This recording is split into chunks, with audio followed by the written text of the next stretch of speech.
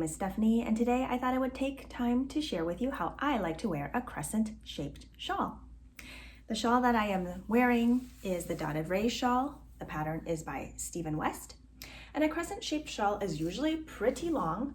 The center point may be deeper or shallower depending on your pattern. And for all practical purposes, I will just put in a disclaimer here that I don't usually wear it artfully draped over my shoulders or just lying flat on my back, because I am a mother of 2 young children, and just getting up and down off the floor constantly and chasing them around doesn't make for loosely artfully draped shawl wearing very practical. So as you can see right now, one way to wear it is just over your shoulders and across the back.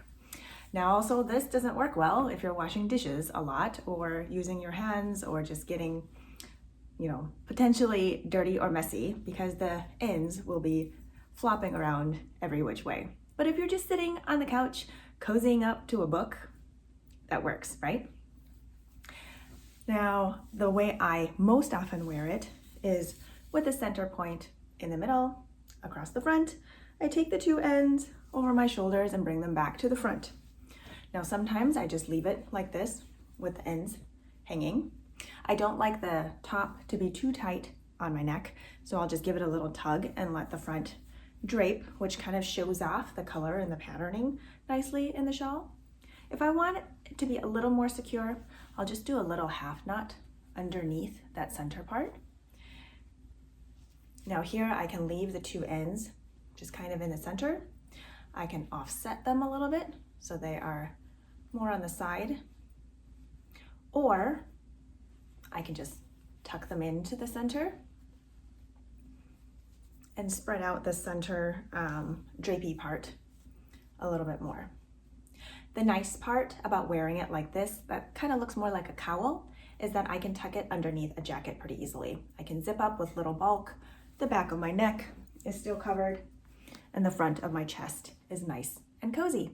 So this shawl is my Pure Joy shawl, and the pattern is by Joji Locatelli.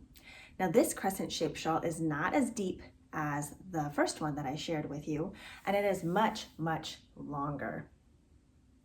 So with something like this, I might loop it over my neck a few more times so that the ends aren't so long. So I might even start off-centered instead of in the middle, and then loop it loosely around until I get the ends to be a length that I like. Now, one end of this shawl is slightly more patterned than the other, just with the way the eyelets radiate out. So if I want that part to show more, then I'm going to bring it around the front and just tie a loose knot here off to the side. And again, if I just kind of tug at the different parts of it gently, I can spread out the patterning so that it still shows through, even if it's wrapped several times around my neck. And I like to wear it this way too, with the knot slightly to the side. It just gives it a slightly different look than having it in the center. And then this way, it's also not too tight on my neck, but provides coverage on the back of my neck as well as the top of my chest. This is the Alejandra, and this pattern is by Joji Locatelli. This is also a crescent shaped shawl. It is also pretty long, but also deep. And this one is symmetrical. So the cast on is in the center, and then it goes from there. Now this pattern, which is a little different from the other ones, the other 2 that I shared with you are garter, which means the front and the back are pretty much the same. Now this one does have the striping in the garter section, but on the bottom there's this mosaic border. And so there is definitely a front versus a back. Here's the back that I'm sharing with you, and then this is the front now. So I feel like when there's a front and a back, it's a little bit different, where when I'm wrapping it around my neck, I'm a little more cognizant of what side of the shawl is showing. Of course, you can wear it just draped over your back and shoulders. But like I said previously, that way is just not super practical for me unless I am not moving. So for a shawl like this, since it is symmetrical, I will find the center point I will lay that across my front, bring the two ends over my shoulders, and then back to the front. And now because this one has such a beautiful pattern on it, I will make sure that I tug on the sides a little so that the front is nice and drapey. And then I will just kind of tuck the ends in underneath.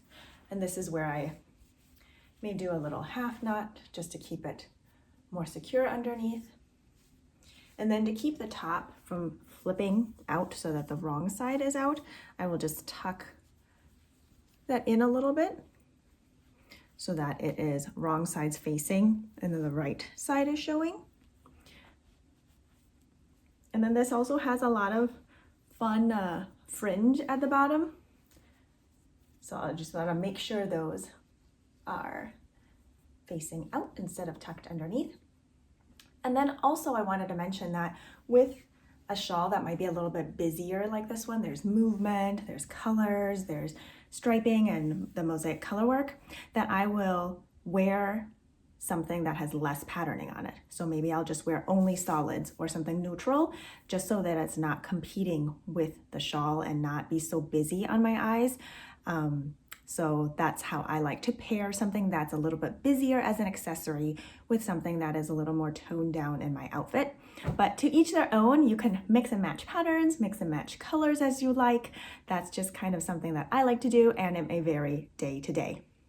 So I think that is it for this video. I hope you found it helpful. Happy wearing. Bye.